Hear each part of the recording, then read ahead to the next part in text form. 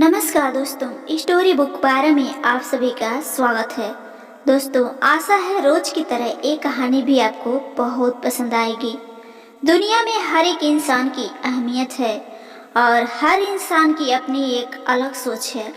इस दुनिया में हर एक इंसान दुनिया की सोच बदलने की ताकत रखता है। आज की हमारी युवा पीढ़ी और परिवार के बीच कई मुद्दों पर अलग अलग सोच हैं। हमारी आज की कहानी इसी सोच के एक पहलू को बयां कर रही है। तो आइए सुनते हैं। दिशा अपने परिवार की एक लाडली बिटिया या फिर यूं कहें कि परिवार की आन बान और जान थी। और जब घर में होती तो ऐसा लगता मानो कि घर में आसमान टूट पड़ा हो। घर में इधर उधर धमा चौकड़ी करना और खूब सारी बातें करना उसके पसंदीदा कामों में से एक था। दिशा के दादाजी दिशा को बहुत प्यार करते थे, लेकिन आजकल उन्हें दिशा की एक चिंता और खाई जा रही थी और वो थी दिशा की शादी की चिंता। बस दादाजी अब हर परिवार में दिशा का ससुराल ढूंढते रहते थे, लेकिन दिशा को शादी के नाम से ही इतनी चिढ़ थी कि शादी का नाम सुनते ही वह गुस्सा से मुंह फुलाकर दूसरे कमरे में बैठ जाती। खैर, थोड़ी देर में उसका गुस्सा खुद ब खुद उतर भी जाता था और फिर वो वापस अपनी धमा चौकड़ी में व्यस्त हो जाती थी। काफी खोजबीन के बाद भी दिशा के दादाजी को कोई ऐसा परिवार नजर नहीं आया कि जहां वे अपनी लाडली बिटिया की शादी कर सकें। इसलिए उन्होंने अपने बचपन के दोस्त से इस बारे में राय लेने का निश्चय किया। बस फिर क्या था, वे अपने दोस्त जंग बहादुर से मिलने मेरठ की ओर निकल पड़े। अगले दिन जब वह मेरठ पहुंचे तो उनके दोस्त जंग बहादुर ने स्टेशन पर ही उनके लिए गाड़ी भेज दी थी। पूरे 10 साल बाद अपने बचपन के दोस्त से मिलने जा रहे थे, इसलिए वे भी बड़े उतावले थे। गाड़ी धीरे धीरे जंग बहादुर के घर की ओर बढ़ी। बड़ा सा बंगलो और बंगलो के आगे बगीचा, वह गाड़ियां और नौकर चाकर देखकर दादाजी का मन तो खुशी से भर गया। इन 10 सालों में जंग बहादुर ने तो कितनी तरक्की कर ली है। नहीं तो 10 साल पहले जंग बहादुर के पास था ही क्या। ये सब सोचते सोचते दिशा के दादाजी अपने दोस्त के बंगलों में पहुंच ही गए। गाड़ी की हॉर्न की आवाज के साथ ही जंग बहादुर जी घर के बाहर अपने दोस्त के स्वागत के लिए आ गए थे। अपने दोस्त को गले लगाकर उनको अंदर ले गए। घर अंदर भी काफी शानदार था। अपने दोस्त की संपन्नता को देखकर दिशा के दादाजी भी फूले नहीं समाये। चाय नाश्ता के बाद जंग बहादुर ने अपने खास दोस्त से आने का कोई खास कारण पूछा तो दादाजी ने पोती की शादी के लिए एक अच्छा सा परिवार ढूंढने का काम सौंपते हुए बिटिया का फोटो जंग बहादुर के हाथ में सौंप दिया। इधर जंग बहादुर भी अपने बेटे मानव के लिए एक सुयोग्य कन्या की तलाश में ही थे। तीखे नयन नक्श, चेहरे पर तेज और एक बार में ही किसी को पसंद आने वाली दिशा बिटिया को फोटो में देखकर ही उन्होंने दिशा को अपने घर की बहू बनाने का फैसला कर लिया। जंग बहादुर इतना सोच ही रहे थे कि इतने में उनका बेटा मानव भी वहां आ गया। मानव ने दादाजी के पैर छुए और हालचाल पूछने के बाद ऑफिस की ओर निकल गया।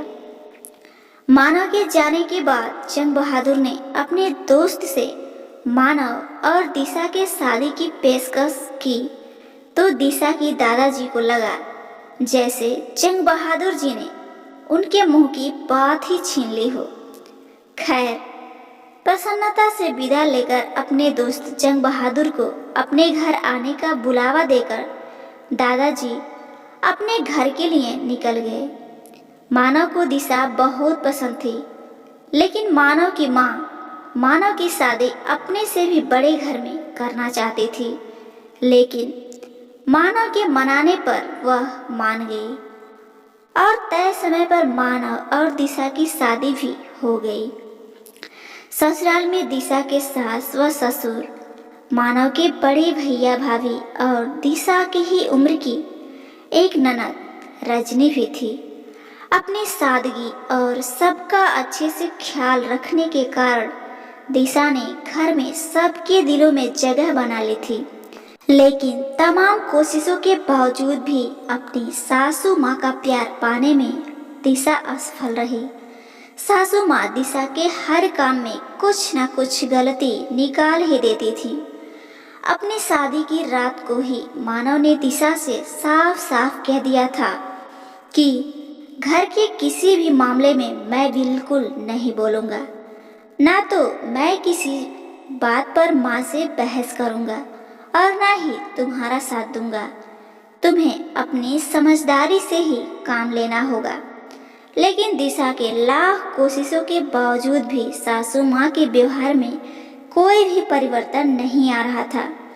दिशा की ननद जरूर अपनी माँ से इस तरह के व्यवहार पर उलझ जाती थी, लेकिन इससे भी केवल बात पढ़ने के अलावा और कुछ नहीं होता था। इसी तरह करीब 1 साल निकल गया। दिशा और मानव को जुड़वा बेटियां हुई। यह समय दिशा के लिए अग्नि परीक्षा का समय था।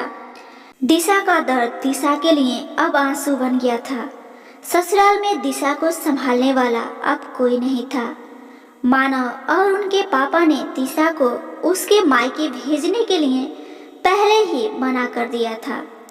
एक दिन रजनी कॉलेज से आई तो उसने घर के सभी लोगों को अपने कॉलेज के सालाना कार्यक्रम में आने के लिए कहा और साथ ही यह भी कहा कि कॉलेज में उसकी भी 2 प्रस्तुतियां हैं, इसलिए आप सभी को चलना बहुत ही जरूरी है। खैर, ना चाहते हुए भी दिशा को अपनी दोनों जुड़वा बेटियों के साथ ननद रजनी के कॉलेज जाना ही पड़ा। कार्यक्रम की शुरुआत में ही गीत संगीत की कई खूबसूरत प्रस्तुतियां हुई। उसके बाद मॉडलिंग राउंड भी शुरू हुआ। दर्शकों ने तालियों के साथ सभी का उत्साहवर्धन किया। मॉडलिंग में भी रजनी ने भी हिस्सा लिया था। आखिरी राउंड में रजनी के साथ 4 और लड़कियों को सेलेक्ट किया गया, जहां सभी से जज द्वारा एक एक सवाल पूछकर विजेता घोषित करना था। अब सवाल जवाब का दौर शुरू हुआ। इसी कड़ी में जज ने रजनी से सवाल पूछा, अगर घर में तुम्हारी माँ और भाभी में से किसी एक का साथ देना हो तो तुम किसका साथ दोगी? रजनी के खामोशी के साथ ही पूरे सदन में भी खामोशी छा गई। सभी लोग रजनी के जवाब की प्रतीक्षा कर रहे थे। तभी रजनी ने थोड़ा आगे बढ़कर कहा, अगर भाभी सही हो तो अपनी भाभी का साथ दूंगी। जज साहिबा ने आगे पूछा, क्यों? तो रजनी ने जवाब दिया, क्योंकि मुझे भी कल किसी की भाभी बनना है। जवाब सुनते ही पूरे सदन में तालियां गूंज उठीं और सभी रजनी की सोच और उसके इस सटीक जवाब की प्रशंसा करने लगे। रजनी को विजेता घोषित किया गया। पुरस्कार लेने से पहले रजनी ने सभी से कुछ कहने के लिए माइक थामते हुए कहा कि हर बेटी अपनी माँ से बहुत प्यार करती है और माँ भी अपनी बेटी के दिल के सबसे करीब होती है। इसी तरह हमारे घर की बहुएं भी तो किसी की बेटियां हैं। आज हम किसी की बेटियां हैं, कल से किसी की भाभियां और बहुएं बनेंगी। अगर कल से हमें भी कुछ दुख हुआ तो हमारी माँ को भी दुख होगा और इसी तरह हमारे घर की बहू को दुख हुआ तो उनकी माँ को भी दुख पहुँचेगा। इस दुनिया में किसी भी इंसान को किसी की भी माँ को दुख पहुँचाने का कोई भी हक नहीं है।